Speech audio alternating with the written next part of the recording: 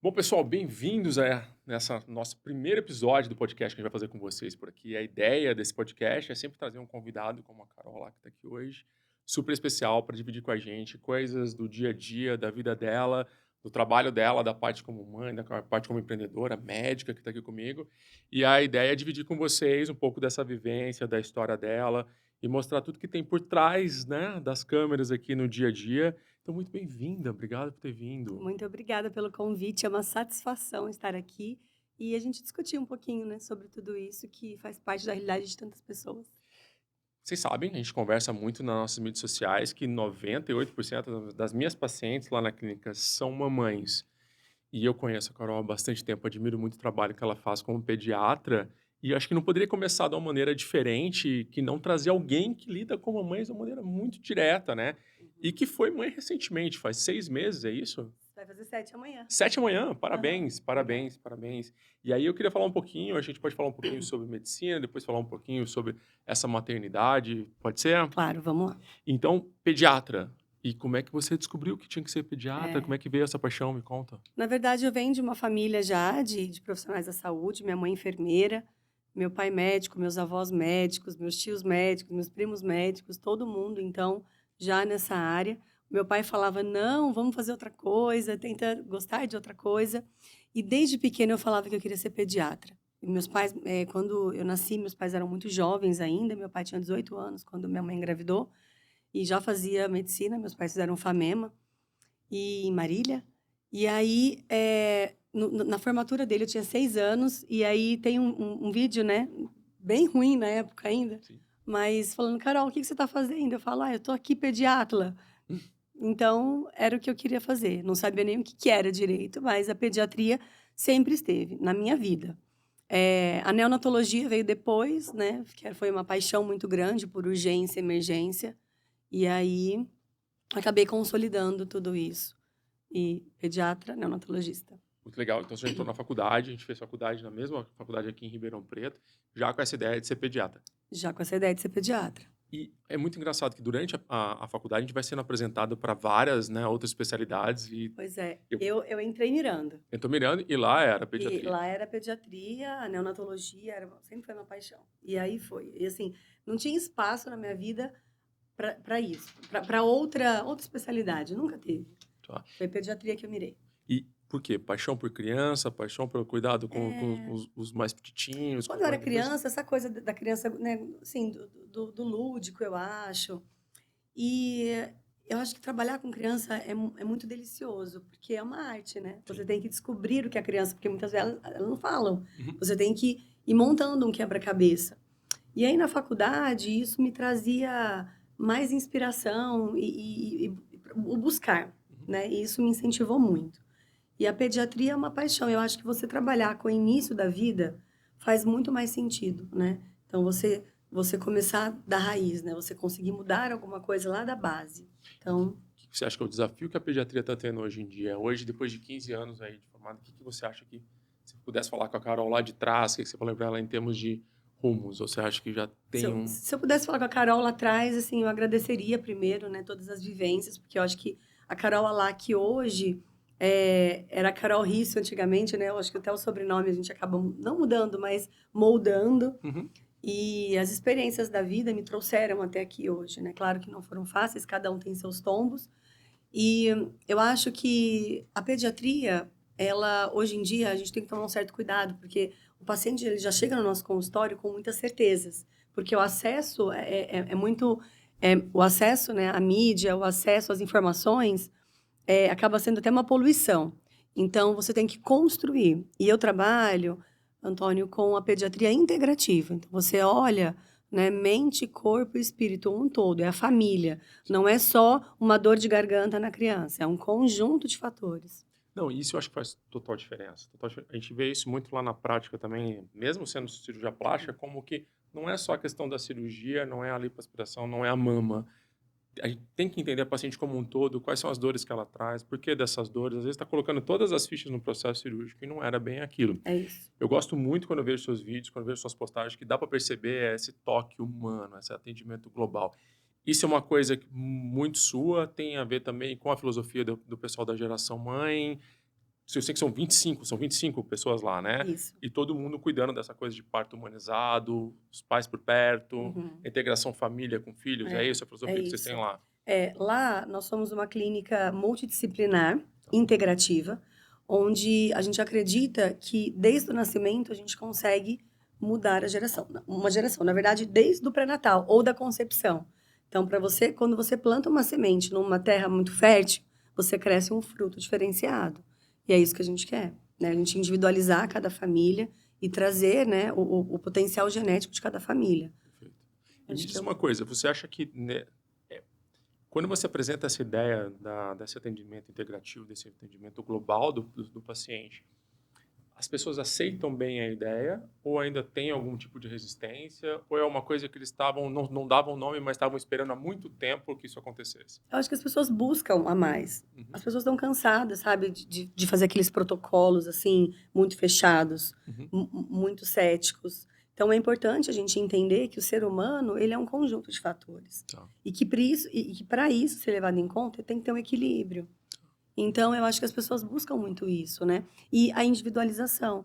Você olhar, né, para sua família. Quem que não quer ir num pediatra e ser chamado pelo nome? Ter aquela atenção. Sabe aquele atendimento tipo Disney? Sim, exato. É o individualismo. Você olhar com muito carinho, particularizar cada situação e você buscar a essência da família. Tá. Eu acho que isso que traz o acolhimento também. E quando virou mãe, mudou um pouco dessa visão? Quando você esteve do lado de cada processo?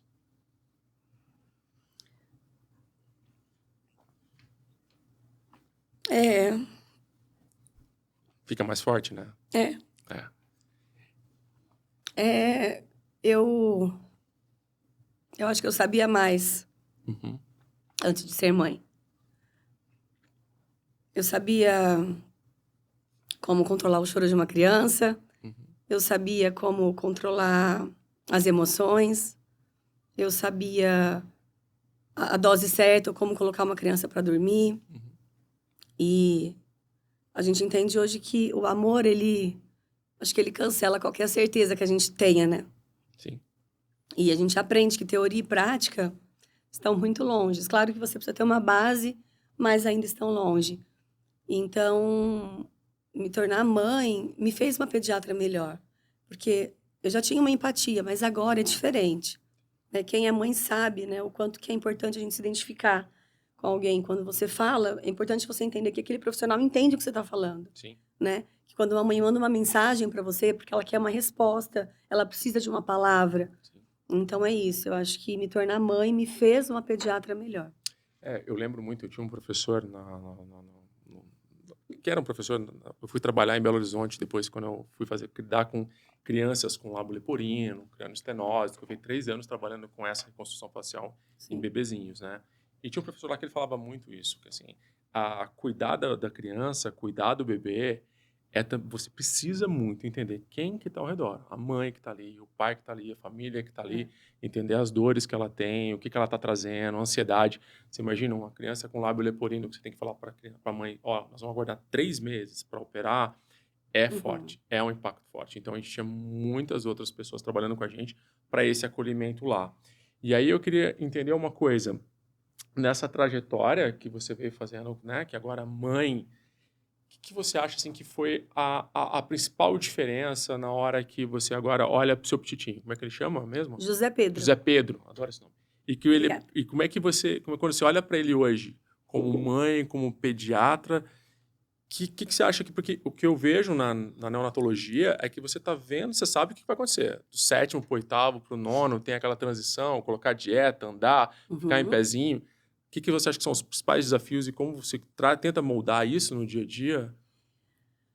Eu tento não ser pediatra, que é difícil, mas tentar buscar esse equilíbrio, Sim. Eu acho que vai ser o grande desafio para mim como mãe e pediatra. Tá. Por isso que eu não sou pediatra do meu filho. Eu tenho uma pediatra, que é a doutora Gina, que trabalha comigo. Sim. E é claro que, poxa, Antônio, eu sou especialista em bebês. Sim. Então, para mim, é menos difícil algumas coisas e outras são mais difíceis. Sim. Então, a minha gestação, por exemplo, foi muito difícil. Eu sou pediatra e vim de 2 gestações ectópicas. Eu perdi minhas 2 trompas num período de 6 meses. Uau. precisei ir para uma fertilização. Aí eu fiz a fertilização, aquela certeza de que vai dar certo. E aí não deu. Então, a ignorância, nesse momento, seria uma dádiva. Mas não é, para mim. Então, no caso, aí eu fiz a primeira fertilização, não deu certo. Tinha mais alguns embriões. No segundo, deu certo. Então, foi uma experiência, né? E um aprendizado muito grande. Em paciência, né? Em você aprender, o esperar e que tudo tem o seu tempo. Principalmente Deus, que é o que eu trago na minha vida. Sempre, os meus pilares, né? Deus, família e trabalho, sempre nessa ordem. E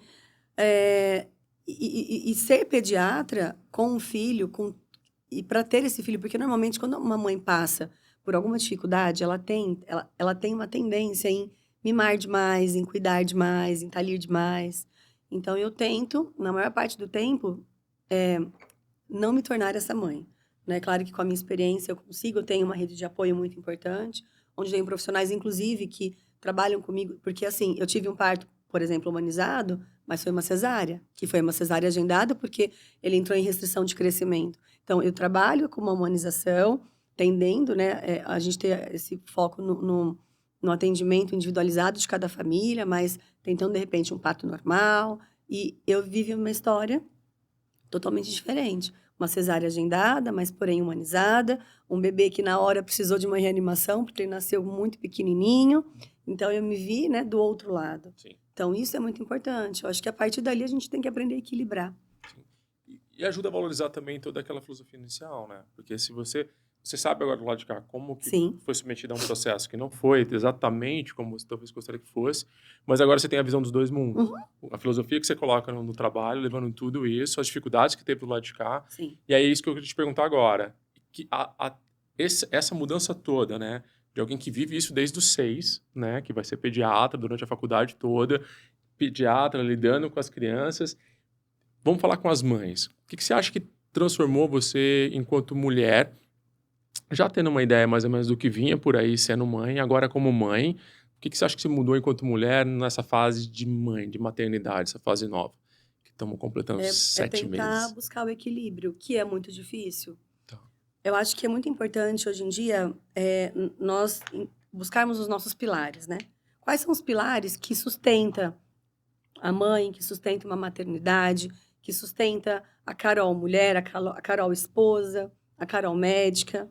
Então, uma vez que eu estou tentando encontrar ainda, né? Me redescobrindo, me reencontrando, porque nascer um bebê, morre uma pessoa e nasce uma outra pessoa. Sim.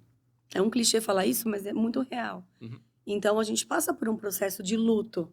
E esse luto, porque é um luto onde você perde a sua liberdade, como eu falo que a maternidade, ela acaba sendo uma, sei lá, prisão de portas abertas, assim, porque você começa a ter sua vida cronometrada, calculada, porque você tem uma pessoa que depende 100% de você. Eu acho que é um mix de sentimentos. Você teve um bebê e você ama aquele bebê, né? Porque foi um propósito, é um amor mais divino que a gente possa sentir na vida. Quem é mãe, quem é pai sabe do que eu estou falando. Mas, ao mesmo tempo, é um luto. E é um luto porque você perde a sua identidade, você perde aquela pessoa que você era, você passa a ter seu tempo cronometrado. E isso é uma redescoberta de si. Sim. Então, é um processo muito difícil. E que, para que isso aconteça, você precisa ter uma saúde mental muito boa, você precisa ter seus pilares emocionais equilibrados. E, entrando nesse ponto, eu acho que o autocuidado, ele é fundamental. Sim. Porque eu falo que a maternidade tem que ser vista como se fosse um avião. E sabe aquele avião que está caindo? Uhum. Eu sempre falo isso para todas as mães na primeira consulta. Eu falo, não adianta você querer cuidar do seu filho se você não estiver bem. Então, você precisa olhar para você. Quais são os pilares que para você são importantes? É fazer uma unha? É fazer um cabelo? Então, cuide disso para que você possa estar bem para cuidar do outro. Então, achar esse equilíbrio, então, é difícil. Eu vejo isso muito lá no consultório, porque tem meninas que mandam nas nossas mídias sociais, entram em contato, olha, fiquei grávida, eu posso operar na cesárea? O que eu tenho que fazer? Sério? Na cesárea? Na cesárea. Eu tipo vi uma que plástica, assim? tem figuras famosas, né? Não vou citar nomes aqui, Aham. mas tem figuras, artistas famosas que diz que Sim. fizeram, na cesárea já fizeram abdominoplastia, que já fizeram lipo, e assim, e você vê que isso virou meio que, assim, um consciente coletivo e tem muitas perguntas que chegam assim. Ah, fiquei grávida, minha mama vai cair, amamento ou não amamento? Fiquei grávida, e agora? Vou ter estria, não vou ter estria? O que eu faço, o que eu não faço? Vai ter estria. Então, assim, Tudo. a gente... O que a gente tenta fazer muito é acolher e mostrar que o caminho é outro. Isso que você falou com muita clareza. Se cuidar, se autopreservar e tentar passar para elas uma visão geral que não é o fim do mundo, que a gente tem o que fazer, que tudo tem seu momento, né? Sim, mas sabe o que é mais importante para a mulher que está se redescobrindo? Se ela não tiver uma rede de apoio para que ela possa conseguir também olhar e dispor da energia dela para outro lado, ela não consegue. Sim. Porque aquela mulher que é sozinha, que tem que, desde dar mamar, trocar a fralda, trocar a fraldinha, dar o banho, entre outros cuidados, com uma criança, com duas, ela não consegue ter o autocuidado com ela. Mas também, o que eu percebo muito, como eu te falei, 98% são mamães, que tem também uma questão que ela precisa, em algum momento desse, tendo ou não a rede de apoio, lembrar da individualidade dela, enquanto pessoa, sabe? Enquanto eu sou uma mulher aqui. A gente vê muito isso, que geralmente já passou 2 anos do que o bebê nasceu, aí ela praticamente se redescobre. E ela vira e fala assim, Antônio, eu vim aqui porque, cara, meu bebê agora tá com 2 anos, ele não precisa tanto mais de mim e tá na hora de eu virar uma mulher de novo. Nossa. O casamento ficou do lado, o marido ficou de lado, a autoestima, o cuidado pessoal, entendeu? Então, assim, é isso que a gente tenta buscar quando a gente conversa com elas desde o começo, que elas estão nos buscando cada vez mais cedo para falar isso que você falou. Tenta achar um equilíbrio, tenta se encontrar e vai buscar isso. Que essa paciente que ligou pra gente perguntando se dava para fazer cirurgia no parto, imagina o desespero que ela não tá com o que ela tá vendo acontecendo na frente do espelho, com as mudanças que estão acontecendo e a ansiedade para onde isso vai. Então a gente tenta acalmar isso muito bem elas ali no começo. E essa rede de apoio, eu acho que muito interessante o jeito que você cuida delas ali, né, nessa parte, né, que você falou agora, religião, espiritualidade, ela mesma, Sim. família, tudo isso. Porque aí sim, ela vai começar a ter esses alicerces da casa formados de novo, né? Sim.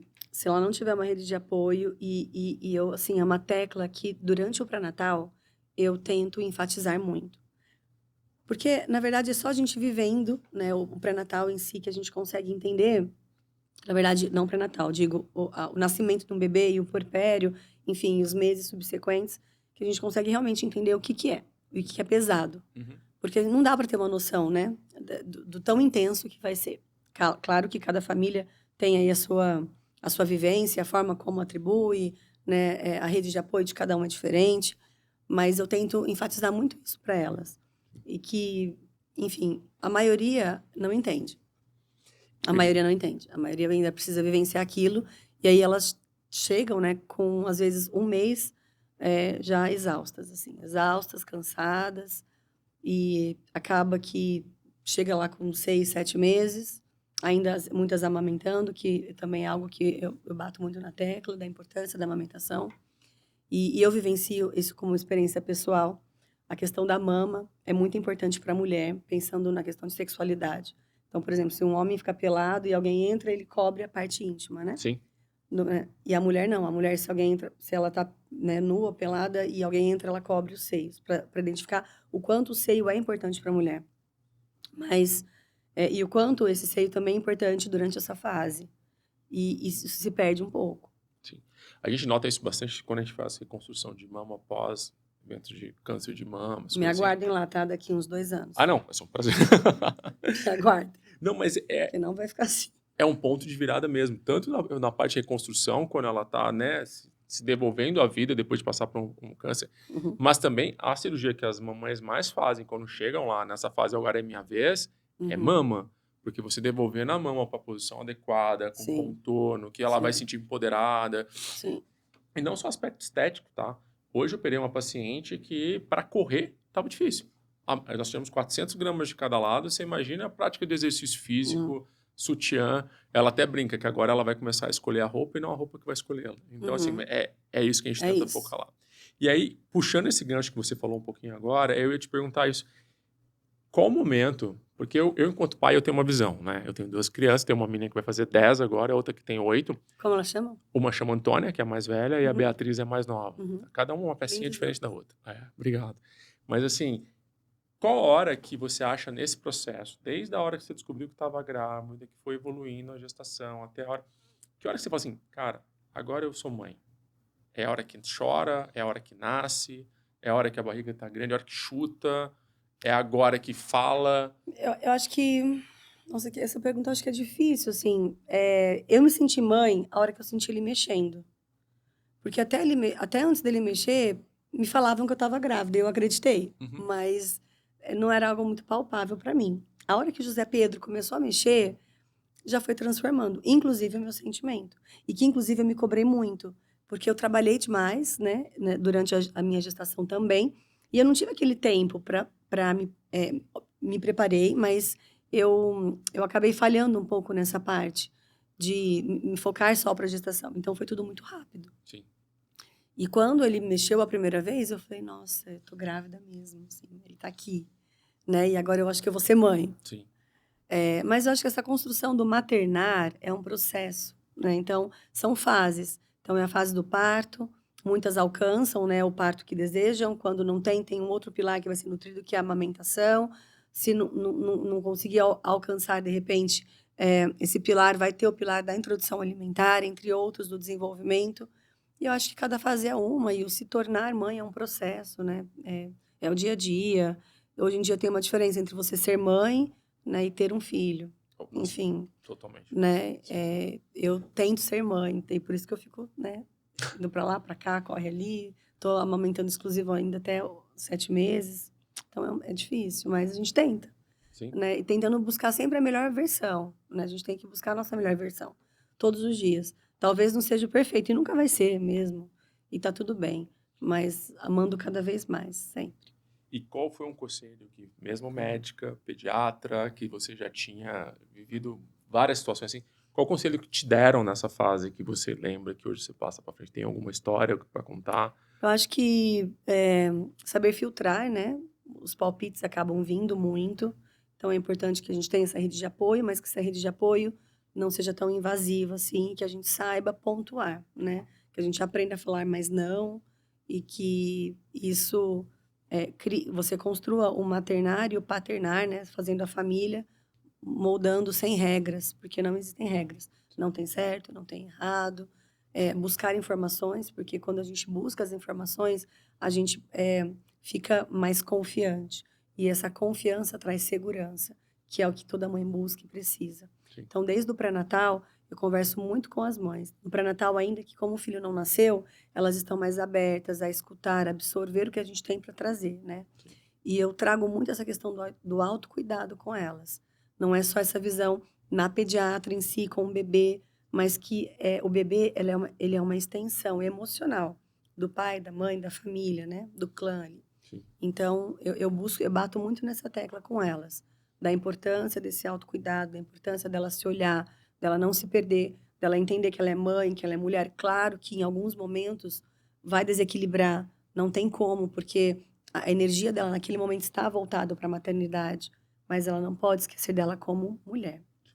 Sim, Isso é muito importante. é isso que a gente tenta ver bastante lá na clínica, né, que é a minha área de especialização, é Aham. cuidar desse aspecto, né? Sim. E aí a gente vê que chega meninas muitas vezes machucadas, muito que assim, não tá na hora, quero mudar, se sente culpada por assim, estar insatisfeita com o corpo.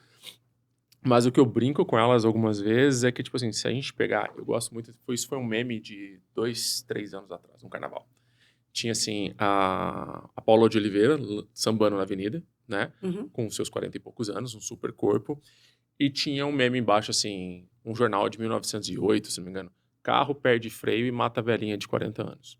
Então, assim, não só as mães hoje chegam já querendo se cuidar mais, Uhum. mas porque uma mulher de 40 anos está começando tudo de novo ainda. Está Sim. super jovem. Se a gente imaginar nossas avós com 50 anos, já era carinha de vó. Ah, sim. Hoje também eu peguei uma moça de 59 anos que tem um corpo assim, as meninas sabem, maravilhoso, se cuida, malha, magra, cuida da alimentação, toda equilibrada. Então, a gente percebe que quando passa essa fase da gestação, parece que elas vão se dar de novo a chance de A retomar oportunidade, né? oportunidade, autoestima com o corpo que elas tinham E antes. a comparação é tão grande, né, Antônio? Você deve pegar muito isso, assim, né? Sim, Porque elas me trazem muito isso. Ah, porque a fulana de tal... Aí eu falo, então, mas a fulana de tal, ela trabalha com isso, sim, né? A fulana de tal, ela tem uma rede de apoio e ela tem condições financeiras muito diferentes da realidade da maioria, que não sim, tem. sim, Então, você não consegue se comparar e nem se colocar. E eu falo muito também que sempre vão existir pessoas que têm um corpo melhor, sempre que têm condições financeiras melhor do que a gente, que têm uma pele mais lisinha, um corpo melhor, enfim. Mas a gente tem que buscar sempre a nossa melhor versão. exato. E que a gente precisa ter o poder da autorresponsabilidade. Isso também é fundamental. Não adianta, nada cai do céu. Sim, Então, não adianta você querer ter um corpo bom, mas você olhou para sua alimentação. Não adianta você querer ter um corpo bom, mas você consegue fazer suas atividades físicas, você consegue dissipar um pouquinho do seu tempo para isso, sim, né? Então, tudo é uma construção. sim. É a filosofia que a gente tem lá na clínica, uma visão global. Então, as pacientes Uhum. às vezes chegam, e isso era mais comum, mas como hoje elas já entendem mais ou menos o que a gente fala nas mídias sociais, é mais difícil essa chegar para mim. Mas não é incomum chegar uma paciente e falar assim, Antônio, eu errei a mão, agora eu tô com 110 quilos, vim fazer uma lipo. Entendeu? Então, Já tipo assim, aconteceu? opa, não Lipala, mas já É. é muito comum a paciente, ela é principalmente aquele perfil que falta a autorresponsabilidade que você Uhum. falou. Ela delega para o cirurgião, ou delega para alguma condição de vida, ou a culpa de estar como está, Sim. entendeu? Ou a função de resolver aquele problema. Entendeu? Então, assim, é muito comum, então, hoje, a hora que está conversando, fazendo a anamnese dela, e exercício você faz? Ah, não, por isso que eu tô aqui, né? Vim fazer Uhum. plástica porque eu não gosto de fazer exercício. Então, É. você vê que tá totalmente desfocada do Errado, né? propósito, né? Então a gente tenta alinhar isso. Como que vai ser? Como é que tá a cabeça que tá funcionando? Como é que tá a parte nutricional, parte inflamatória, importante do exercício. Porque também, se não mantiver essa qualidade de vida depois, É. tudo vai embora, né? Mas eu acho importante, assim, acho que nessa conversa, e as mulheres entenderem que a gente precisa encontrar esse equilíbrio entre o maternar e o mulher, Sim, que eu acho que é o mais difícil.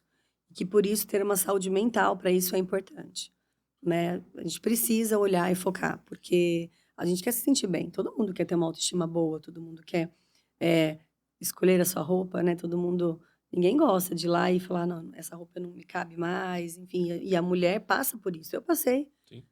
Tinha até um meme de uma macaquinha na internet Uhum. que sempre colocava o mesmo vestidinho. Lá era eu, que é o vestidinho para sair, o vestidinho para não sei o quê, o vestidinho. Eu usava aquele vestidinho para tudo. Hoje eu Sim, não posso ver aquele vestido na gestação. Eu doei ele, porque eu falei, não quero mais esse vestido na minha vida, entendeu? sim. É difícil, viu, Antônio? Eu vou te falar que não é fácil. Encontrar esse meio termo não é fácil. Eu tô gostando muito de conversar com você, porque eu via muito do lado de cá, né? Ela chega para mim talvez um pouco mais tarde nesse processo, mas você pega elas bem nessa fase de transição, né? De estar grávida e aquele primeiro ano que ela tá com o neném ali e muda Uhum, tudo isso. Realmente é um equilíbrio que falta demais. O que eu gosto sempre de deixar a mensagem para elas é que, tipo assim, o ponto-chave é o que você falou agora mesmo. É a autorresponsabilidade e não deixar a corda tão solta.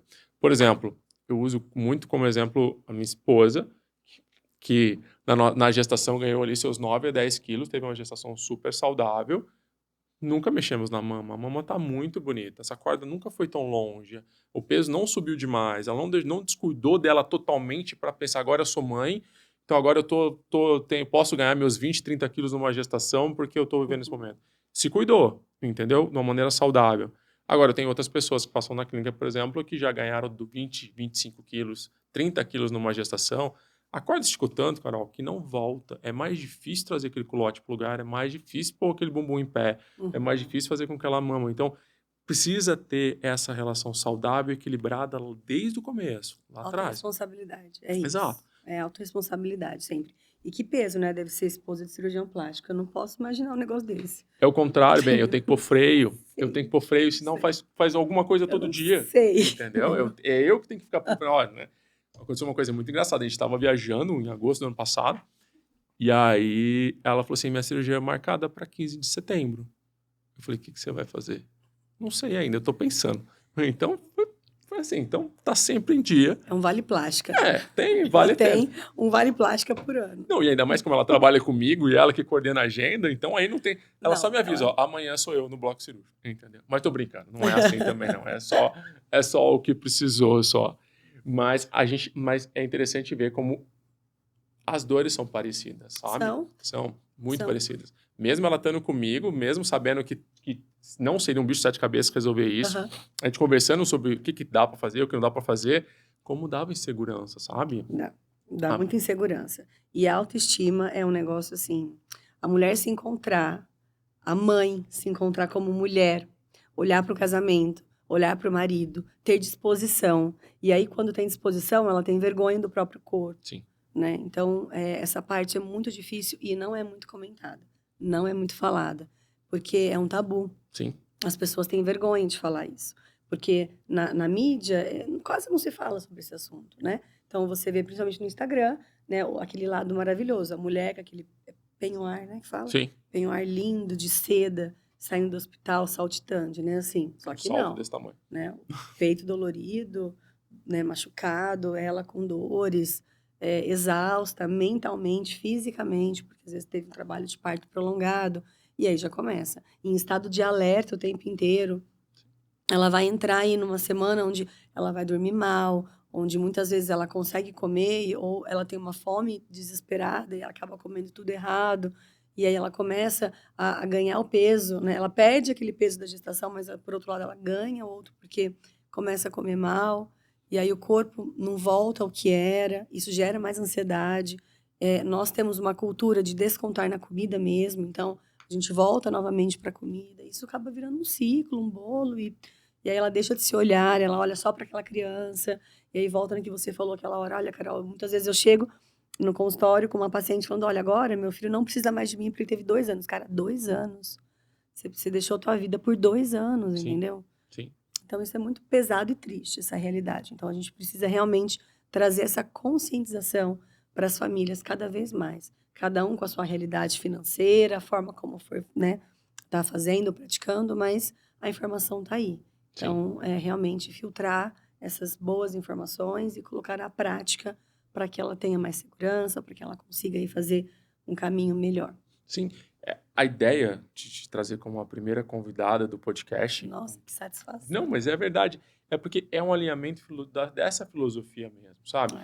Para elas começarem a entender, para a gente conseguir conversar com elas e passar essa mensagem que, olha, tem equilíbrio, tudo tem seu tempo, se goste, seja mãe no mais alta energia que você conseguir colocar, não esqueça que você é uma mulher, essas coisas tem o que fazer, a gente tem como cuidar, a gente tem como amparar você nisso. Porque você falou, é um tabu, elas não comentam, entendeu? Sim. E às vezes eu vejo muito, chega com o marido no consultório e o marido fala assim, mas o que você quer? Poxa, ela virou uma página, deixou aquela página de mulher de lado por muitos anos. E aí, aquele fato dela estar sentando ali, começando a se abrir, mostrando as dores, poxa, a gente ouve cada coisa, ouve cada história de que o que já o que deixou de se fazer por muito tempo, entendeu? E fazer por ela, né? Sim. Não pelo outro. E não por se comparar. Por ela. O que te incomoda? Você tá na sua melhor versão, mas ainda não tá bom para você. Sim. Então, né? Busque ser feliz. Sempre. Por ela. Por ela. Eu canso, isso é comum também, quando eu percebo que não é a paciente que quer e que, na verdade, ela está sendo conduzida por algum outro motivo, eu dou um jeito de orientar que não é para fazer. Eu não faço, entendeu? Mas dou um jeito de colocar ali bem claro para ela que são os motivos dela, para ela, e aquilo que você falou um pouquinho atrás. Sem comparação. Não é para ficar olhando no Instagram e ver a menina do Peignoir, a menina que está com o abdômen super malhado com 6 meses depois que o bebê nasceu. Hoje em dia tá com um mês, né? O mês já tá lá. Exato. E isso tem um preço. Muito provavelmente ela foi para uma zona de desequilíbrio e ela provavelmente deixou de ser mãe. Que é um momento maravilhoso, o momento mais importante ali naquela fase da relação com aquele serzinho que está ali, que depende dela, né?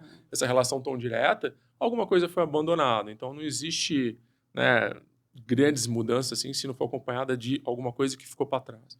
Então por isso que eu queria conversar com você, porque justamente para que essa mensagem consiga chegar nelas e que falar, ó, calma, aproveite seu tempo, aproveite sua criança, aproveite seu bebê, se cuide, se olhe, divida isso, procura essa rede de apoio que você está comentando aí, que eu acho que isso que vai fazer diferença para ela no final, né? Vai ser mais importante. E busque, e mesmo se tudo isso, né, ela não ficar satisfeita, que busque, no tempo que ela achar que convém, uma ajuda profissional mesmo, um cirurgião plástico, né, por exemplo. Sim. Mas eu acho que essa rede de apoio é muito grande também em vocês, os profissionais estão mais ligados nessa fase, sabe? O pediatra, o ginecologista, o obstetra, nessas 25 profissionais lá na Geração Mãe, todo mundo que vocês têm nessa rede de apoio para ela se sentir segura, se sentir Sim. firme, se sentir confiante, né? É muito bom a gente conseguir trabalhar, Antônio, com profissionais que falam a mesma língua, onde a gente acaba conhecendo, né? Porque o paciente, ele entra no Geração Mãe e é construída uma história. A maioria dos casais, eles nos procuram antes de engravidar, na pré-concepção. Então, ele já começa a criar um vínculo da pré-concepção. E isso é muito legal. Então, é uma família que acaba sendo construída. Então, essa rede de apoio fica muito mais forte, porque o laço, ele está desde o início. Então, sim, depois, a mulher, ela acaba tendo bebê e acaba sendo cercada aí de bons profissionais que realmente dão as mãos, né? Vamos lá, vamos seguir junto. Claro que respeitando muito, né, a religião de cada um, as individualidades de cada família, o que cada um acredita, mas dando esse apoio, né? A gente está aqui se precisar. E você falou que foram mais de 10 mil pacientes já passaram por lá. Mais de 10 mil. Uau, bastante. E tem contato com todo mundo? Consegue manter uma comunidade, assim? Como é? A doutora Flávia, sim. Sim. A doutora Flávia tem. O Geração Mãe começou com a doutora Flávia em 2016. Sim. Né? Ela e o Rodrigo. Hoje nós estamos na segunda fase do Geração, né? No Centro Profissional do Ribeirão Shopping. E nós contamos, né, com essa rede multidisciplinar, onde 25 profissionais atuam diretamente, né, no mundo materno-infantil. Então, dando toda essa rede de apoio e estabilizando essas famílias. O que você acha agora pensando mais na parte da pediatria de novo, desafios atuais, internet, telas, essas coisas, porque eu tenho certeza que tem muita mamãe acompanhando aqui que tá nessa fase, com o bebezinho no colo, e aí, você acha que tá mudando o cuidado, tá mudando o estímulo, a criança tá ficando mais estressada, menos estressada? Você consegue perceber isso? Sim, sim, as famílias estão mais estressadas, porque é um boom de informação. Então, ela liga um canal, tá falando que é para sei lá, para deixar o filho dela 1 hora na televisão. O outro fala que não é para deixar. O outro fala que é para deixar, mas em inglês. O outro fala que tem que deixar em francês. Então, é um boom de informações e a gente fica um pouco perdida, né? Sim. Onde seguir, o que fazer. E aí, por isso que é importante você sempre ter uma equipe onde você possa sempre direcionar. Tá. Assim como na maternidade, né? Assim, a criança na primeira infância, a gente precisa sempre, nos primeiros 1000 dias principalmente, buscar o canal de oportunidades da criança, a janela de oportunidades. Então, a gente precisa encontrar um equilíbrio, né? Entre uma boa alimentação, boa rotina, a questão do sono, suplementação, porque é ali que a criança vai desenvolver. Então, a gente precisa dar condições para essa família e entender que um caminho onde ela vai ter essa epigenética moldada. Então, lembrando que genética e epigenética, né? A epigenética é o meio ambiente agindo sobre essa criança. E os 1000 dias, que é da concepção de uma criança até os 2 anos de idade, é o que vai definir o futuro dessa criança num processo muito próximo. Então, é fundamental ter um olhar muito cauteloso e cuidadoso nessa fase. E o segundo irmão interfere muito nessa fase?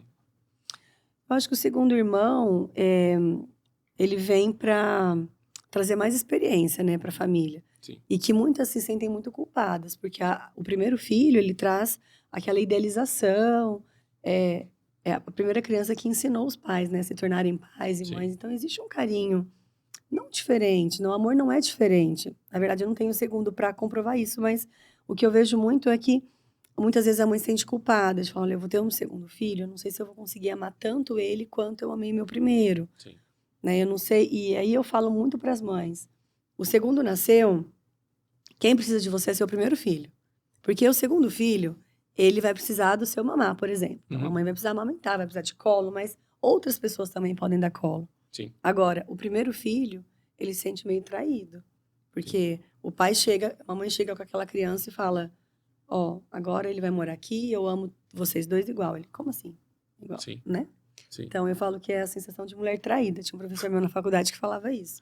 Imagina seu esposo chegar na sua casa e falar, olha, essa aqui é minha nova esposa também, e as duas vão ter que conviver muito bem, vocês se amam. Não é bem assim, né? Então, a criança, ela muitas vezes, a mãe fala pra ela, você vai ganhar um irmãozinho para brincar com você.